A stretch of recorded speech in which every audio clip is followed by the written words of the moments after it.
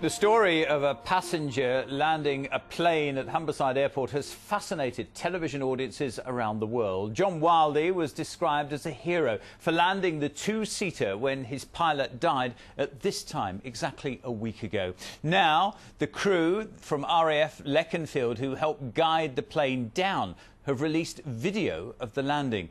We've also been given a recording of John Wildey's calm, mid-air conversation with air traffic control. This report comes from Philip Norton. Keep coming down. Power off. This is the moment passenger John Wildey was safely guided down to Humberside Airport. Looking nice, looking good. Keep coming down. Keep down the white centre line. Keep coming down. Now, flare. I've never flown a plane before, and I know you bring back the controls, but I didn't bring them back hard enough. So really I was just on a sort of nose down rather than anything else. And then we touched and it was a right bump, 2 or 3 bumps. I suppose it was a controlled crash really. Bring your power off, keep coming down. The voice you can hear is that of Roy Murray, a local flying instructor who talked John down to the runway. I think without any sort of talk down, it had just gone into the ground.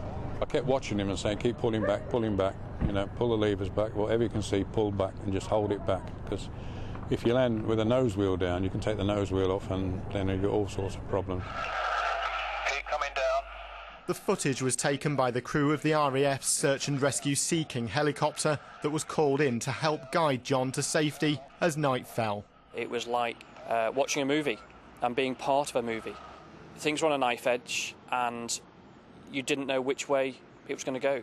You were hoping it was going to go well, but in the back of your mind you thought it's got great potential for this to be a disaster.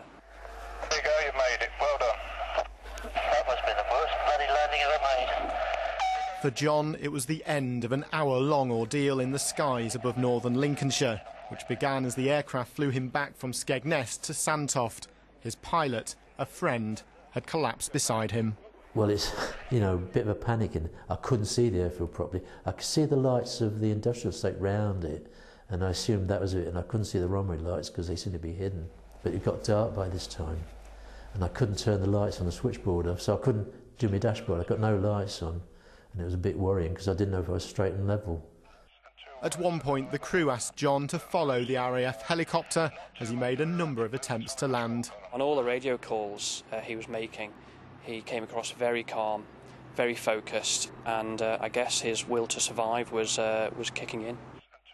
A post-mortem examination revealed the pilot, who's not been named, died of natural causes.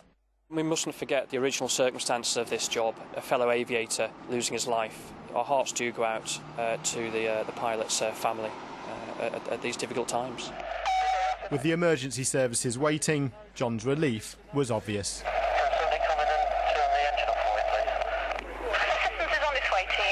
Philip Norton, BBC Look North.